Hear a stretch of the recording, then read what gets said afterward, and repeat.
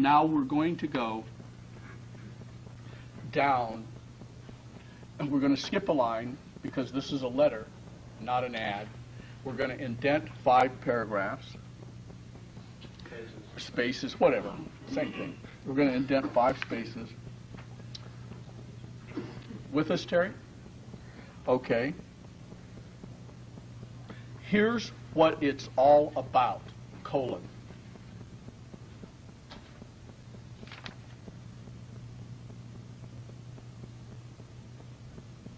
My name is, what's my name there, Jeff? Jose. He used to live in my building, by the way. Yeah. My name's what? My name, Jeff Paul? Or No, this guy's name. Vern Stevenson Jr. What's his middle initial? I don't know. Vern. That's a good name, isn't it? You know, I don't like juniors too well. My name is Vern Stevenson. PH or a V? Huh? That was PH or a V? V-E-N-S-O-N. V-E-N? S-T-E-V-E-N-S-O-N. Oh, okay. Just go right after the colon. Yeah. And after the colon, the first letter should be capitalized. My name is Vern Stevens.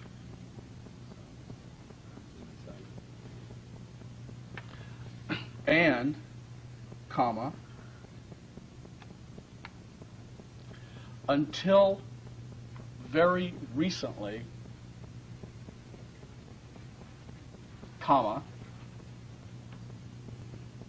what kind of farmer was he? I'm not sure. You know nothing. I was a full-time corn farmer. No, I was a full-time farmer. Huh? No, just farmer. I was a full-time dairy farmer. Let's make him a dairy farmer. Now, when you do this, when you write a letter, you want to make the letter truthful and factual, but you don't want to stop the first draft to get that right. Because if he wasn't a dairy farmer, we can go back and correct that later, okay? But I like dairy somehow. I was a full-time dairy farmer and a part-time golfer. Or he was a part-time club fixer-upper. He fixed people's clubs around the area. Okay? But he was still a full-time farmer and a part-time golfer.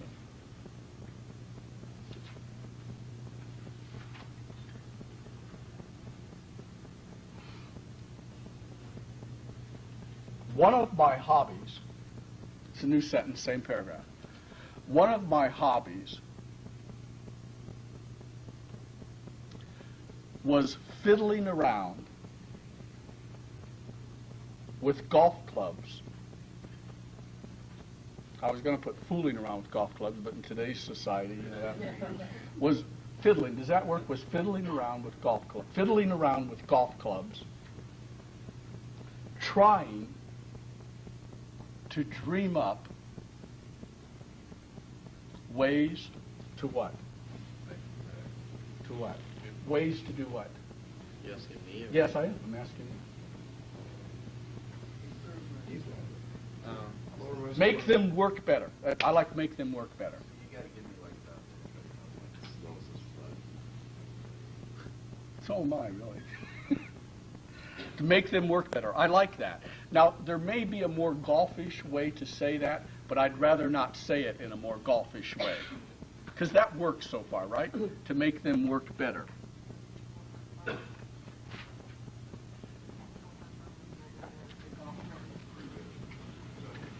It's very clear.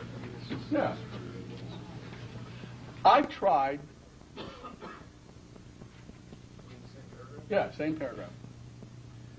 I tried out all sorts of ideas.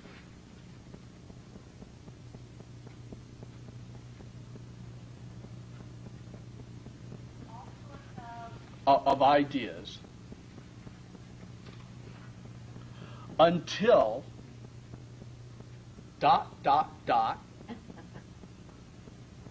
one day ...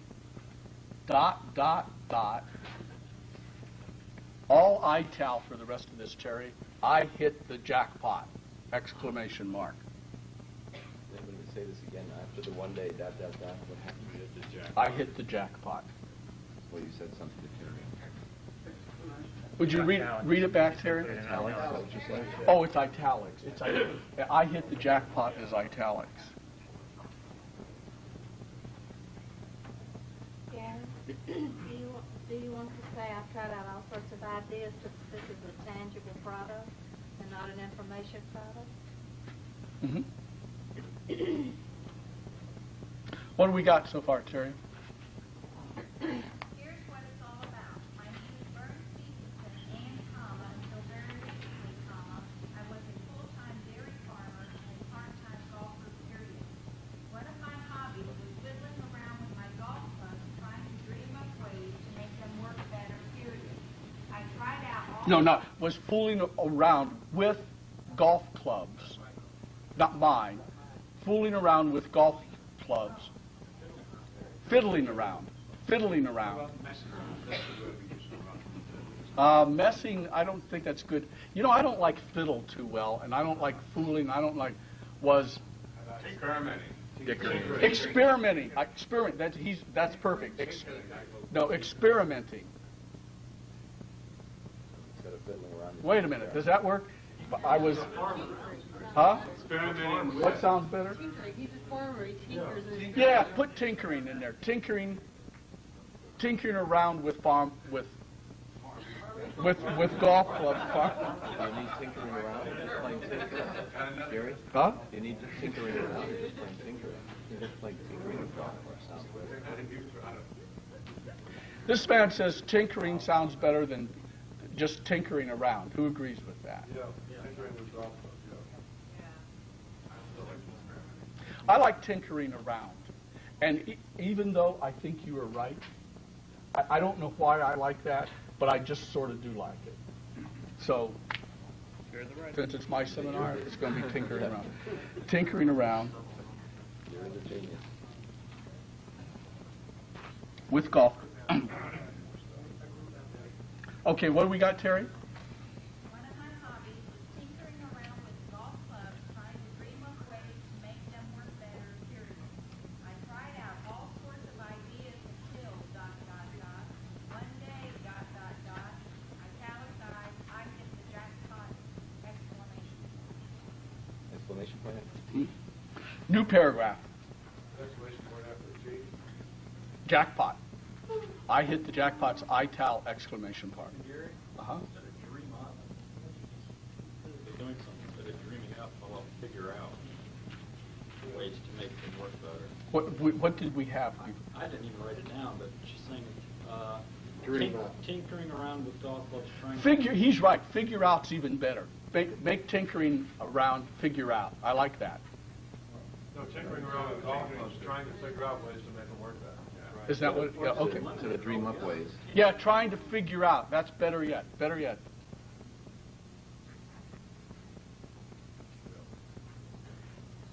What?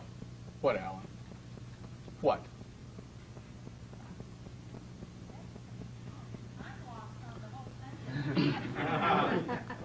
Okay. One of my hobbies was tinkering around with golf clubs, trying to figure out ways to make them work better. How about eliminating figuring out? Trying to make them work better.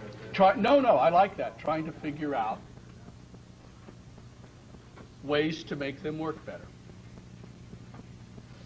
You know, in your letter, you tend to take these things like I hit the jackpot and put them like on a line by themselves in between the paragraphs. Sometimes, in this case, we're not doing that.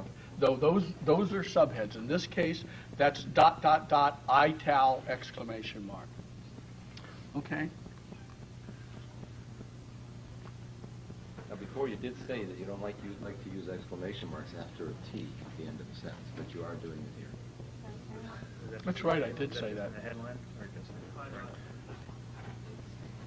There's also in italics, I thought that. How's it look with the headline with the exclamation mark after the T in ital? On the screen, it looks fine. Okay, we'll check it one later. That's a good point. Okay. Space and then two ital, that really I don't space it differently.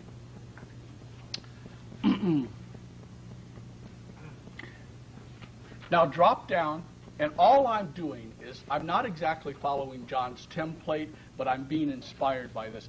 Now, do you all see what I'm doing here, what's going on here? This is a way to get it done when you've got to get it done. And I'm using this as a template and using it to trigger me off and not creating in a vacuum. And as I go through here, John Carlton and I, we can practically read each other's minds. I see stuff that triggers off stuff in me, and I'm going to show you the next. It says, new paragraph, Terry. I swear, comma, I've never, underline never, seen anything like this. This being ITAL, period.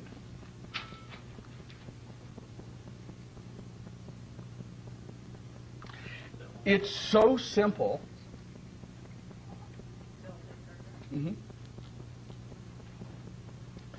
I can't believe. You guys understand, I don't even know what this is yet, don't you? It's so simple, I can't believe. Nobody ever thought of this before. Double negative? Good, great.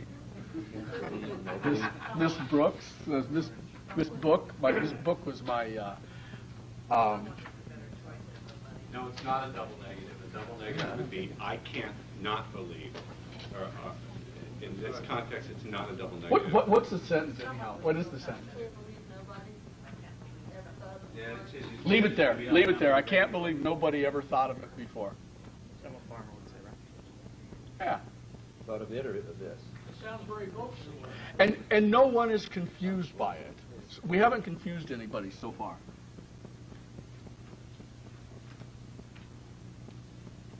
To tell the truth, comma,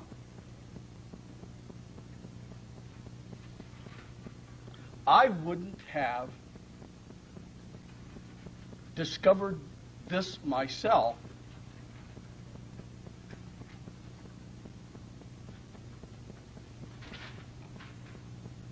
except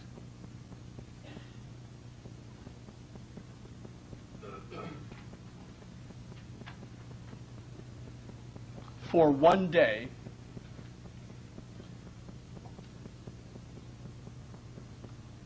when I had a very curious, quote, accident, unquote.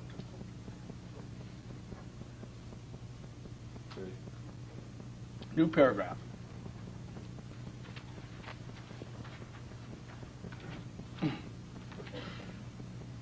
I was sitting in my workshop, parentheses,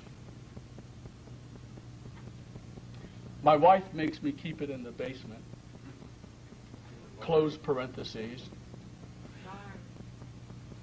Okay, now we're going to stop here for a moment because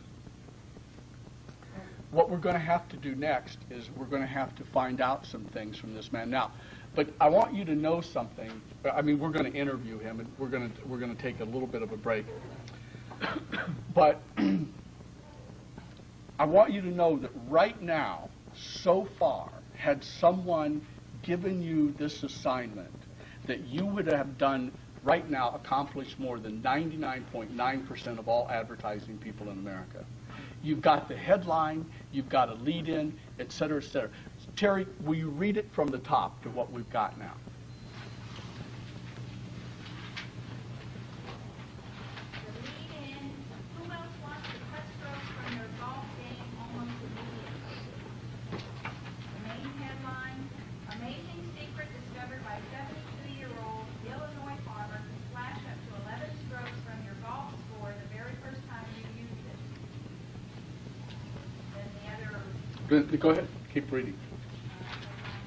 imagine each of your strokes as accurate as clockwork. Dear friends, if you are dead serious about lowering your golf score, this will be the most important letter you will ever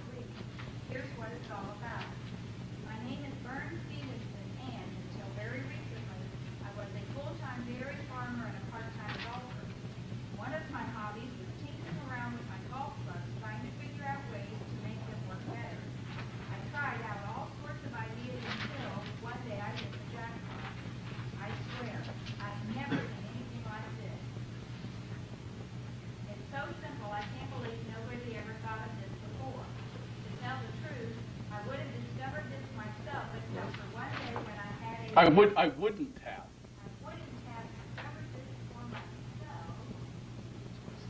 I wouldn't have discovered this myself. except for one day when I had a very serious accident. I was sitting in my workshop. My wife makes me keep it in the basement.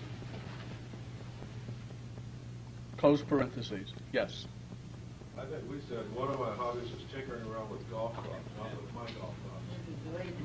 Yeah. Delete my. Now, I want you to know something. We are going to make all of those kind of changes from a draft. What she's typing is not going to be the final draft, although we will do it. Okay. Now, before we take just a really brief break, someone started to make a little bit of a joke about farm animals, and we stopped that. And I'm going to tell you a true story involving a farm animal.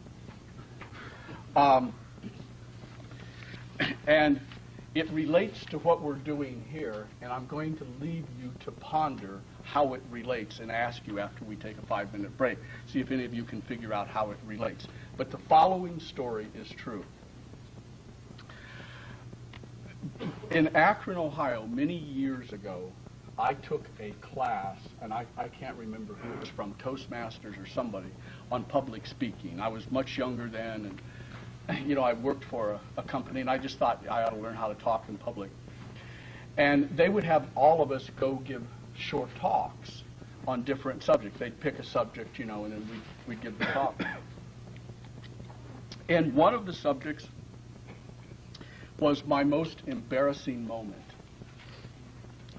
And I gave a talk on my most embarrassing moment. And the leader of the class said when I was finished that was the second most embarrassing thing he'd ever had talked about in his class. Okay? I'm going to tell you what only came in second. I was a military policeman in Europe. What? 3 minutes. To what? So send it to tape. Oh. I was a military policeman in Europe.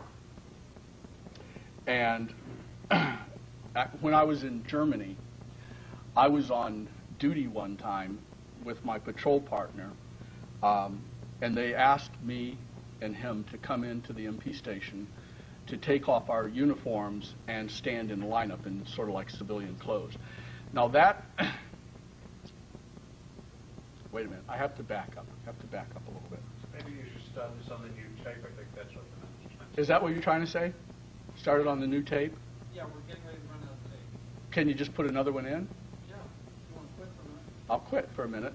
Then I'll tell the story, and then we'll come back, okay?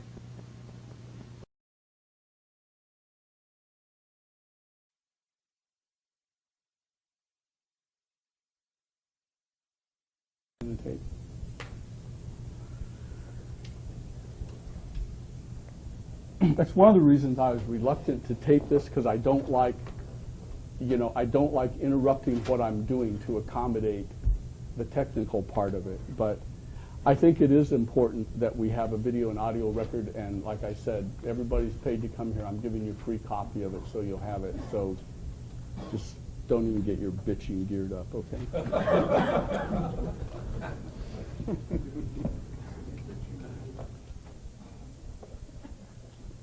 Are you guys going down Ocean Drive tonight? South Beach. Huh? Yeah. Yeah, I think Ocean Drive is the neatest drive. I think personally, it's my favorite street in the world. Go to the Paparazzi and listen to Alex Fox play tonight. That's one place you should go. Mango. Oh, yeah, go to Mango's. Okay, it's a little different where you should go, depending on whether you're single or married. Yes, if you're single, you want to go to Madonna. Do you know that Madonna's is a topless bar, and that Madonna tried to sue them for using the name Madonna? She'd have to sue the Catholic Church. You know what? She'd have to. She lost the suit. Anyway, back to and I'll make this story really brief. When I was a military policeman in Europe, the first thing we did when we went on duty is we stood in lineup. And they inspected us, and then they would read down, you know, the list of crimes had been committed and people were supposed to be on the lookout for, et cetera, et cetera. And there was one crime that was committed that they told us about it, and we just had to start laughing. And what happened is that somebody broke into a farm, and he went into a barn, and there was a cow in the barn, and he began having relations with the cow. This is true. He really did this. The farmer came in and caught him. He hit the farmer in the mouth, knocked him down, dropped over a lantern that had a flame inside of it, and set the place on fire and ran out. Well, one day I was on duty in the Jeep with my patrol partner, and they asked us to come in and take off our uniform jacket and stand in a lineup, which is not unusual. They do that with police a lot. You know, you stand in a lineup so someone, you know, gets a fair identification through the one-way glass. And what was unusual about this lineup is that when they were finished, they said everyone could leave except Private Halbert. I had to stay. And I immediately began to worry because I was supplementing my income by black marketing cigarettes. You know, I'd take the stamps that I got to cigarettes and I'd sell them to the Germans, and I thought, oh, they've got me. So the guy sits me down, and I said, what's this all about? And he said, well, I want to read your rights to you first. I'm thinking, whoa, this is kind of heavy duty. And he reads the rights to me, and I said, well, what am I charged with? And he said, you're charged with breaking and entering, trespass, arson, aggravated assault, and sodomy.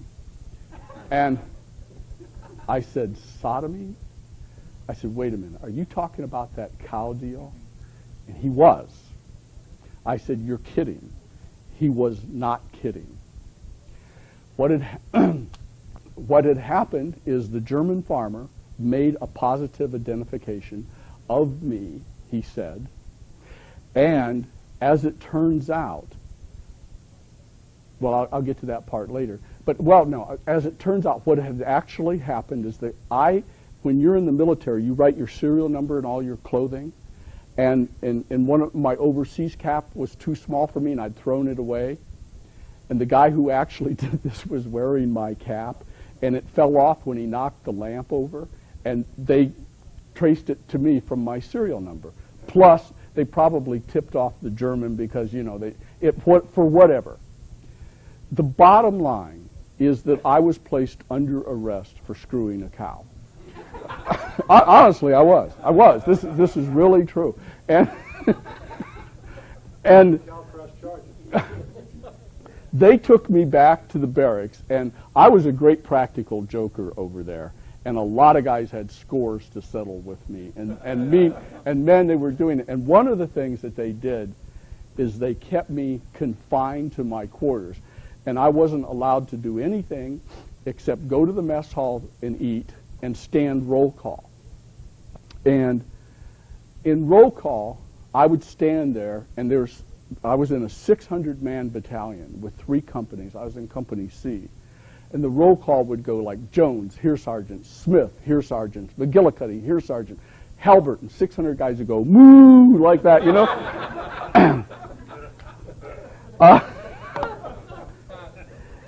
There was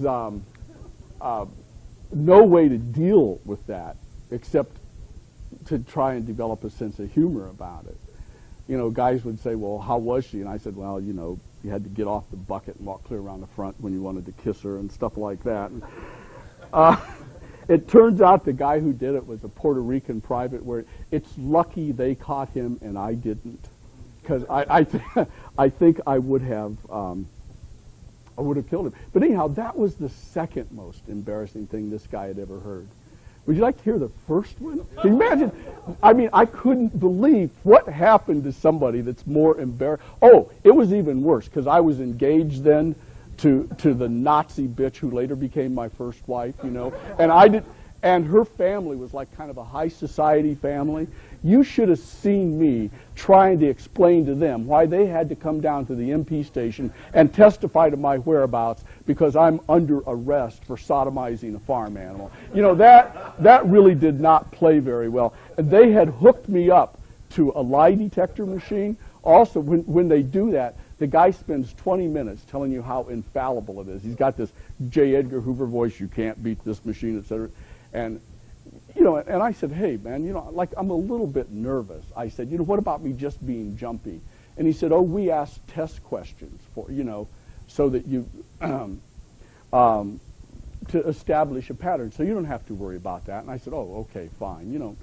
And so I'm all there hooked up with these electrodes to my chest and my arm and everything, and this thing around for your respiration. Here's like the way he questioned me. Is your name Gary? Yes. Are you in the Navy? No. Are you a military policeman? Yes. Were you in a barn with a cow on the night of the 17th? And you go, you know.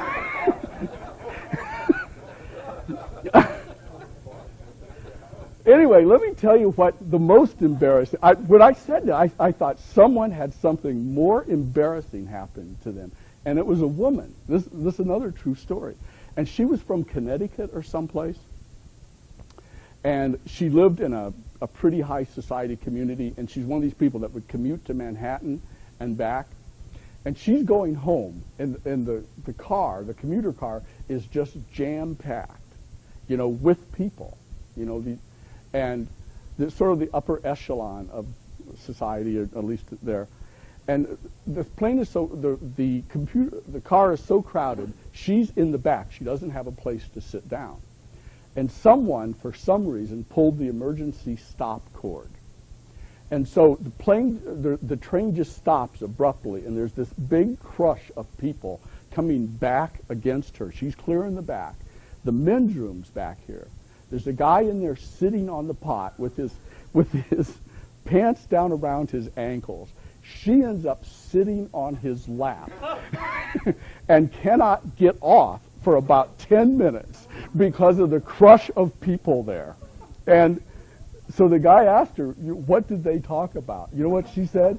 She said, he didn't say a word, I didn't say a word. I mean, and I thought about it. That would be more embarrassing. And what would you say? Huh? I mean, I personally couldn't deal with either side of that. And there is a reason that relates to writing this copy that I told you those stories. I want to see, we're going to take like 5 minutes just as a break, and I want to see if anyone can figure that out, and then we'll go on. How long can we go tonight? I'll tell you why I told that story.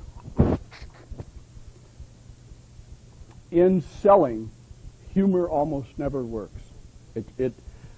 Unless you're just trying an experiment that you can afford, you shouldn't use it. Humor, however, dramatically improves the learning process. And every once in a while, if you can loosen people up with a little bit of humor, you will. Most learning environments are so serious, you know, and they're oppressive. The number one block to creativity is fear. Fear of being criticized. You notice I don't really criticize people. I might make good-natured fun of them, but nobody, I mean, says anything that I really criticize as being wrong, because we're not going to make any mistakes here. The only real mistake is not getting this job done. And I want to tell you something. What we're doing right now is exactly the way it gets done. I was leery about giving this seminar for quite some time because so many of my other seminars had like more pyrotechnics. You know, they had guys screaming and yelling and demonstrations and all the rest of it. And in a way, this is more boring than that. But in truth, this is where everybody messes up. You know, this is literally really how it gets done. And I try and make it as interesting and as palatable as I possibly can. But the fact of the matter is, a lot of writing copy is just what we're doing. It's just this get down in the dirt, roll your sleeves up, grunt, work, dog it out. And this is what it is, even with a good template, like from someone like John Carlton, and with me leading it. Now can you imagine how difficult that is? Somebody starting from scratch. I want to give you guys a couple of things to think about. Well, actually, before I do that, would you just start talking about the putter, the guy who invented it, what's different about it, and so forth? Yeah. Can I answer your question before that? Usually when I listen to people like Ted Nicholas and they have heard that it's the first study the product, get all the features out, the right benefits, then start writing. I noticed that you wrote a big portion at the beginning without getting much information from him. It's more like storytelling almost. Mm-hmm. How would you comment about Oh, the reason I did that without getting much information from him is that this is the 11,000th time I've done this, and I know where I'm going except for the specifics, and I know that what I have written so far may have to be altered, but I've created a slightly altered template from John Carlton's, and I know that what I've done here is really boilerplate, almost foolproof introduction to copy.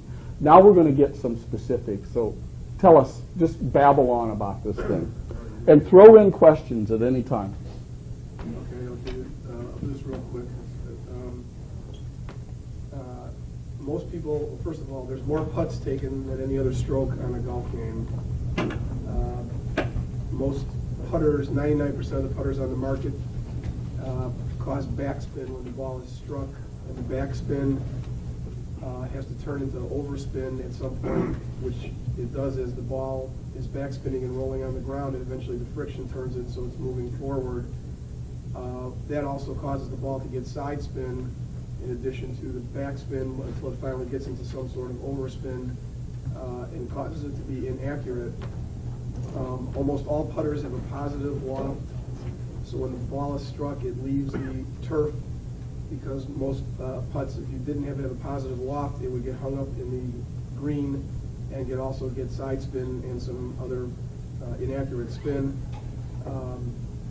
And there's a few negative lofted putters that do give overspin when the ball is hit, but the ball gets hit down into the turf, which causes it to bounce out of the turf, and also then has the same exact inaccurate and distance problems as a backspinning putter.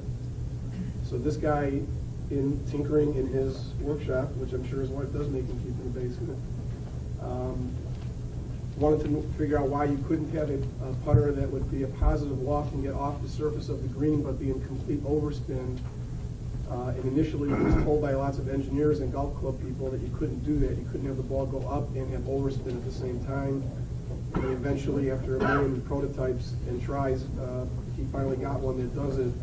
So when the ball is struck, it leaves the green ever so slightly. It's in complete overspin. There's no side spin. And he did machine calibrated tests, so they would take the human element out of the testing, and it was anywhere from 2 to 10 times more accurate on different distance putts. For example, on 24-foot putts on a real green, using the 10 of the best-selling putters in the world, and then this on the same stroke, 2 out of 3 of these balls went in the hole, and the farthest away from the hole that landed was 6 inches, and the closest of the 10 best-selling putters was 18 to 28 inches away. None of them went in the hole. So he then went and got a patent on this and couldn't sell it to anybody. And when he got that desperate, came to me, and I acquired the patent from him. And we just ran our first test ad 2 weeks ago. My strategy was to test lead generation ads with a long-form sales letter. And the price of there's 2 models. One's a steel shafted model, which is $377, and the graphite shafted with the oversized grip model is $457.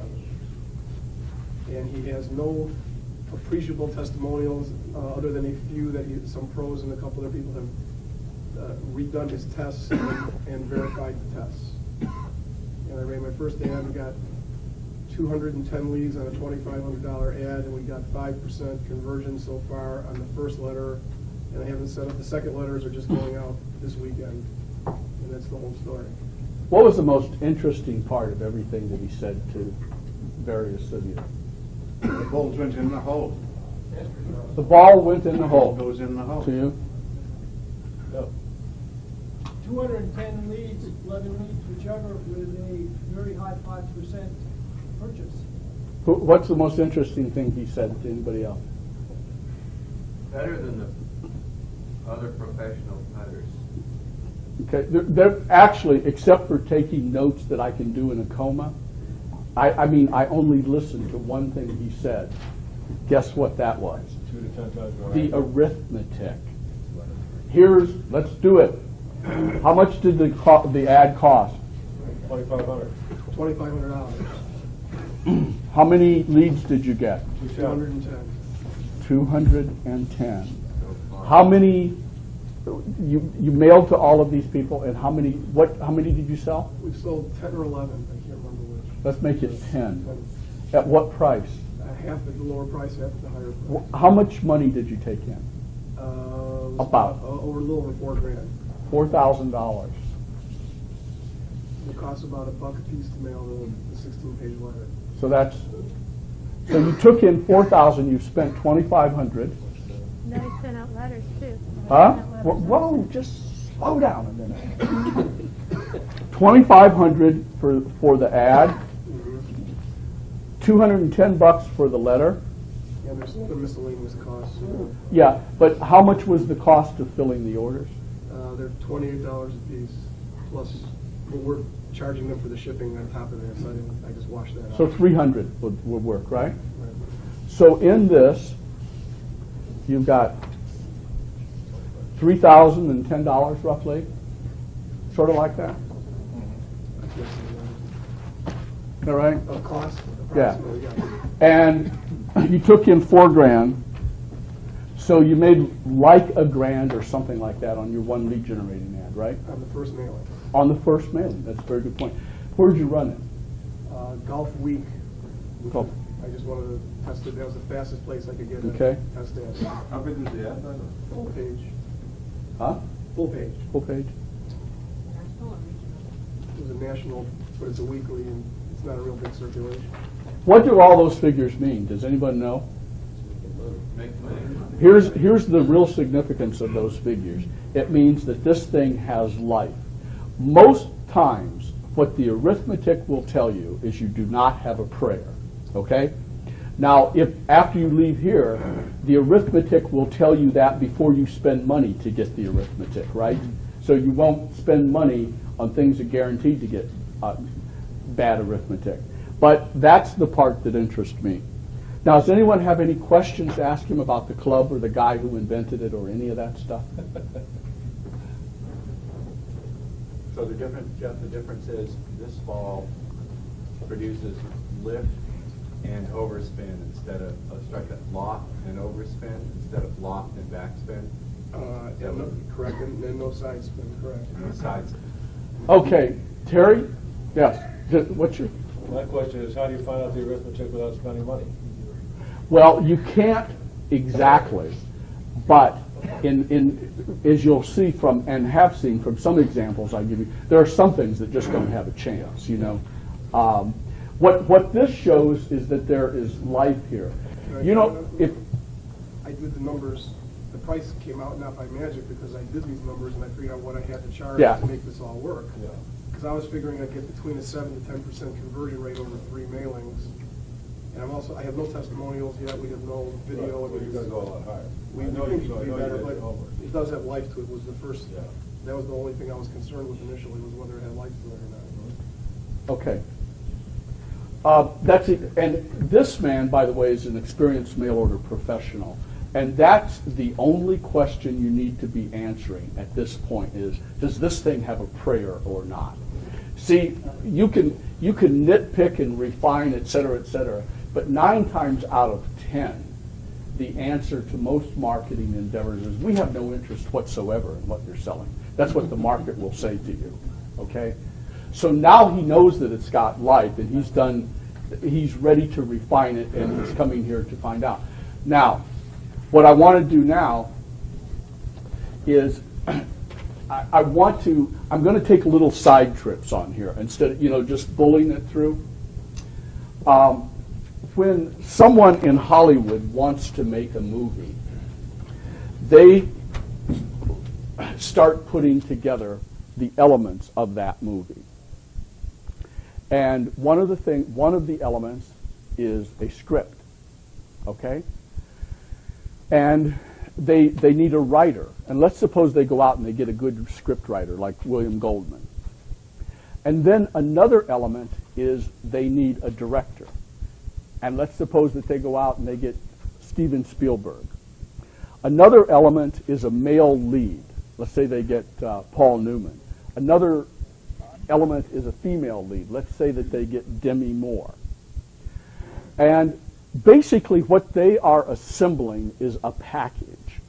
Now, with a package like I just described, that's a dream package that gives you a very high percentage, well, I should say a higher percentage of success than someone going around saying, I got this idea that people would like to see a movie about leaves as they leave the trees in autumn and trickle down and fall upon an old man's chest, and he begins to reflect on his life and the Cocker Spaniel that was hit by a car.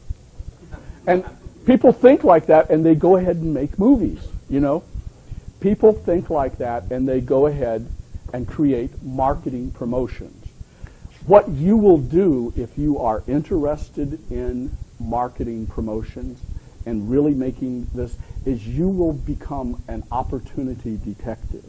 You will begin to see, hey, wait, there's an element I can use, and you may not know for what. For example, a man who's one of my heroes sought me out recently. His name is Captain Tony. He's the mayor for life of Key West. His bar was featured in Hemingway book. He hung out in the bar when Tony owned it. He's been a friend of Truman Capote. He's Tennessee Williams. He was a guy smuggler to Cuba. He's a famous smuggler. I love it when our politicians are openly corrupt. Tony's youngest son is 10. His oldest is 60. He'll be 80 in August and has a 27-year-old girlfriend. My kind of guy. He had some problems recently. One of his kids got involved in a drug deal, and they hung the guy from the ceiling, and he had to go get the money to bail him out, et cetera, et cetera. And his whole life is an adventure. They've made one movie about it. They're getting ready to make another. He's writing a book. And I got a real big kick because I went down there with one of our models, and when he saw me, I walked in this place at Pier House. He said, "You look like a god coming in there. I wanted to talk to you," and he wanted me to be the last chapter in his book, because he's finishing up the book. But, the way I thought is Tony, he needed a favor, and I did it. And he said, use me. And I thought, wow, I'm selling my newsletter. How about if it comes from the mayor for life of Key West? Do you understand what I'm saying? I saw that as an opportunity. Put the elements together. Now, some of these discourses are actually much more valuable than you believe, than you think the things are valuable, like which words do you italicize and stuff. And I told you that what I want to do as much as possible is nothing but teach from here on out. And I want to become the best teacher that I can, and that means that I need to devote more of my time and energy to it. It also means that I need to not get sidetracked on various projects, because I get involved in projects other than my main interest, which is self-aggrandizement. And, well, let's be honest, And then what happens is I don't put them together. And through the course of my year, do you know what my MO is on marketing projects? I get an idea. I create the product, I create a promotion, I test it, I get good numbers, I abandon the project. That's my MO. And I have, over the years, honest to God, someone can just get rich following me around with a legal pad taking notes, And so some of these projects I've started, and I know that I'm not going to finish them. I know it. And I'm going to tell you about one of them, and maybe tell you about a couple of them, And one of them doesn't involve, I mean, I'm not trying to sell them. I just want somebody to do them. You know, sometimes I try and give away ideas. I'm going to try and see if anyone's interested in this. If you will look through this package of sales letters that you either have or will be given, don't look through it now. Just put your hands back on the thing. Don't look through it now. You will find a whole bunch of campaigns that John Carlton and I have worked on that teaches people how to fight. We call it the how to kill stuff. And the way that got started is Jay Abraham wrote an ad for these bodybuilders in Visalia, Ohio about the Bulgarian powerlift method. He somehow lost interest in it. I inherited the ad. I began running it, selling this report. The guys made a lot of money. Then they went on to selling vitamin supplements, and then they discovered that the market they were selling to has an insatiable appetite for learning how to hurt other people and actually protect themselves, you know. So what they would do is they'll find a guy who was trained the Navy SEALs, and they make a video of him, and then John writes a letter and says, you know, and he and I have a lot of fun, you know, making these up. Okay, so we'll devise the most embarrassing, humiliating scenario a man can go. What would you do if this happened to you? You're walking with your woman and your 2 children through a city street. You're coming from an airport, and there in front of you, you know, are 3 ugly thugs saying that they're going to rape your wife and break the bones of your daughter, and you standing there in your pencil-neck weakness don't know anything to do. But then you remember, you know, and then we just do this whole thing. And the market for this stuff is insatiable, and we have written 18 winners in a row, just like this. And so we got to thinking, maybe, why don't we do one why don't we just, I said, John, I got an idea. And he calls me, what are we going to do next? I said, okay, let's attach a nickel to the letter. And he says, what for? And I said, I don't know. Let's figure some way to tie it in, you know. And so we figured some way to tie in a nickel. And then we had one where we sent the people a fake gun. We wanted you to give the gun to the baddest ass you could find, just to prove that you could take it away from him before he could fire it, you know. And on and on and on. And they keep coming up with a new bad guy, and we keep writing letters explaining. You think that last guy was bad? Wait till we tell you about this guy. Okay? I'm going to need Anna to come up. Anna, can you come up for a minute? Just a minute. Anna here? Okay. Why don't you Alan will find her. Anyway, there's a friend of mine, some of you know about it. I've written about him a little bit. And he is probably genuinely the deadliest man in the world in hand-to-hand combat. He's also he's 60 years old, about 100 pounds overweight, smokes 3 packages of cigarettes a day, and he's as lovable as anybody could be. I could tell you stories endlessly about this guy. And what he knows is completely. Hey, Anna, can you come up for a second? It is very unique, except he doesn't come over on video as flashy as these other guys do. And when he trains you, he doesn't even teach you fighting. He teaches you a way to end a fight. There are no fights with this guy. He just, you get into a thing with him and it's over. He sits down. Just have a seat for a second. So anyway, I was saying to John, why don't we make a video of Lee's secrets, and why don't we, write a letter? I mean, we can do these letters in a coma now. And and why don't we sell that? Well, the thing is, Lee is so visually uninteresting. So one of the things you want to think about in marketing, as I just explained, is elements, right, of packaging. So we've already got the bad guy. And believe me, we've got stories about him, and we've already written a lot of the stories, they are true, that are just absolutely unbelievable. His training and how he got to be this way is unreal. One brief story. It was in the newspaper, so I can tell this one. He's in Michigan, and he goes into a bar where he goes into all the time. And they always have a guy outside, a bouncer, checking IDs. Now, Lee, being 60 now and a little bit younger then, didn't show anybody his ID. You know, he's obviously over 21. And so he'd always just walk right past and drink. Well, one day he did this, and unbeknownst to him, there was a cover charge that night. There was a band or something. And the bouncer got a little bit irate at this, and Lee is sitting at the bar drinking a long neck beer, and the bouncer comes up behind him and goes, and grabs him like that. You know, it hurt him, which was a very bad thing to do with Lee Kroll. And so a split second later, the guy has eaten the beer bottle and he's unconscious on the floor. Well, this is a Polak bar. And the one of the Polish guys says to Lee, "You just made a serious mistake, man. We're going to tear your ass apart." And the barmaid knew that these were bad guys.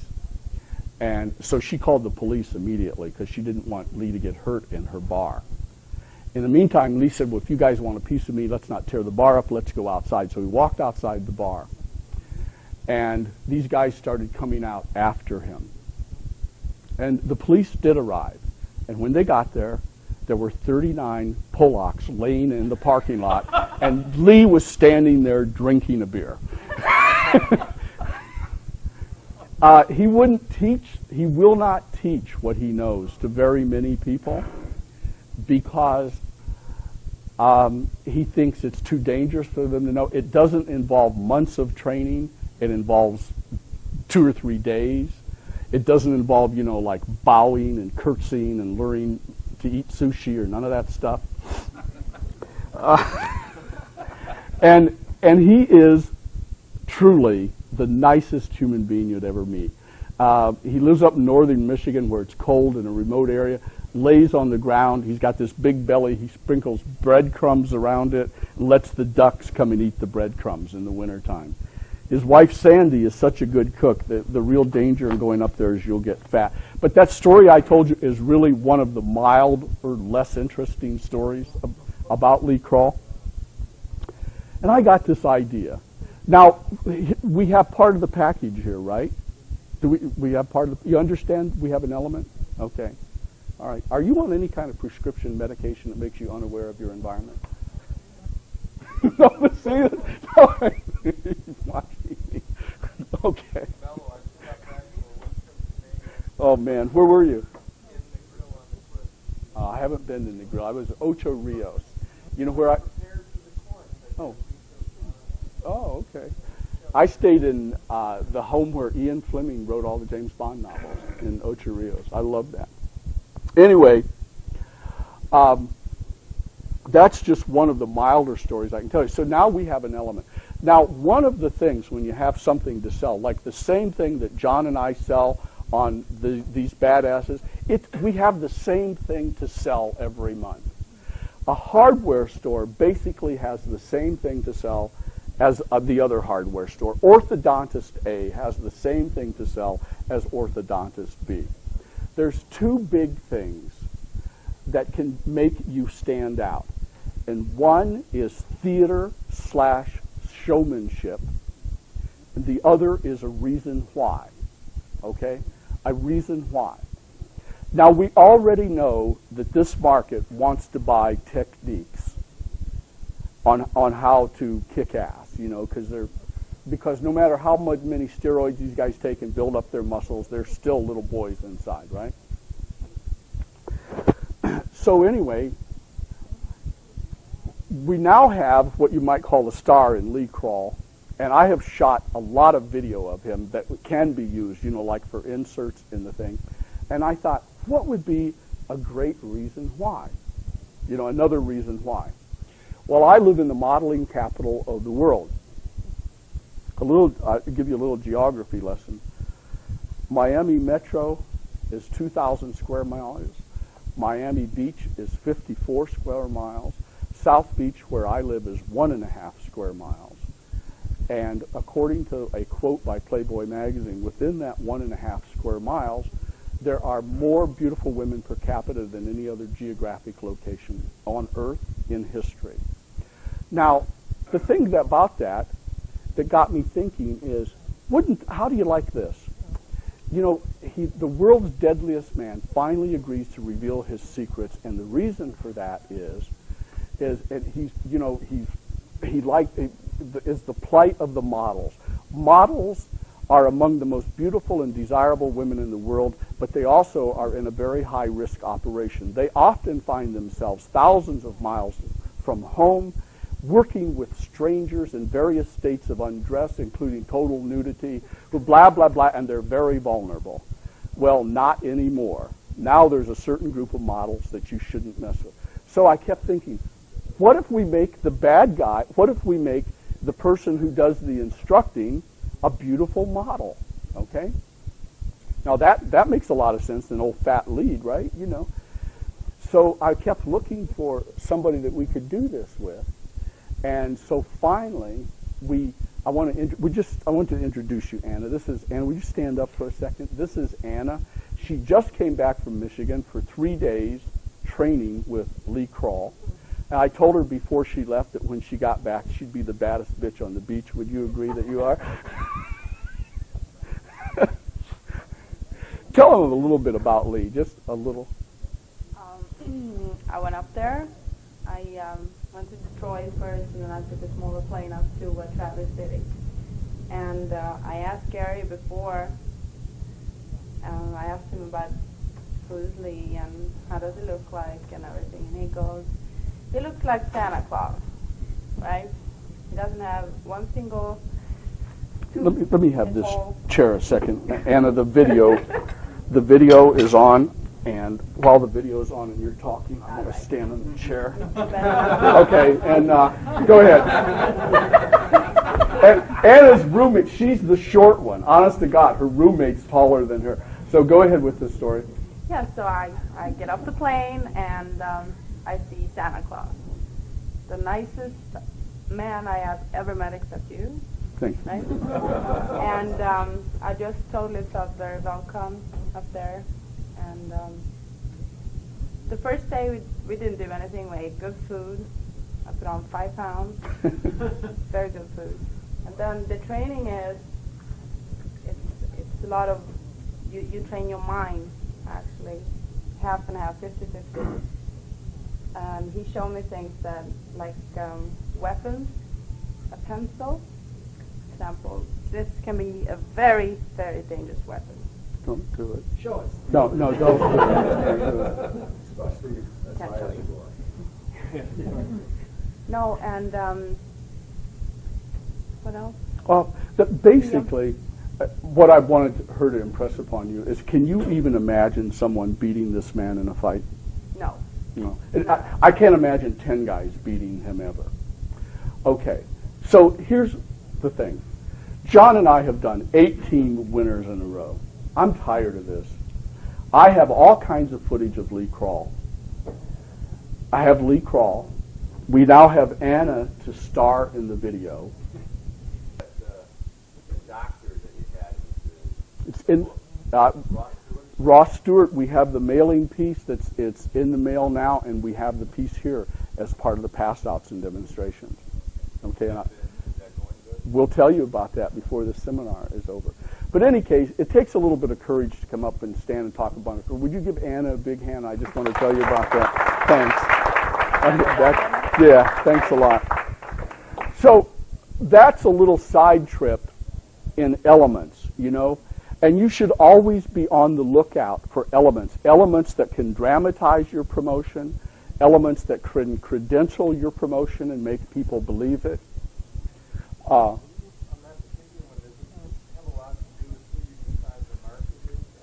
We already know who the market is. We have it just absolutely wired. Well, actually, we could use, it really is almost immaterial, the video. We could put Mickey Mouse in there. It's what John and I do. But we've come up with so many ideas on marketing this. And finally I said, why don't we put an attractive woman in it? And it's a story that's true and makes sense. Models are vulnerable.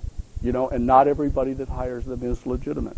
So they need, and Lee did agree to train Anna because he's a friend of mine and so is she, and because of that part of it. That's a true story. And he won't train most people. He won't train his son. As a matter of fact, his son, he doesn't like his son much because he has a bad temper, so his son went out and got a black belt in karate and invited Lee down to the dojo. And one of the guys there said, I understand you know something about self-defense. I thought you'd like to show us. And he just broke up about 6 karate black belt instructors and laughed at him and walked away.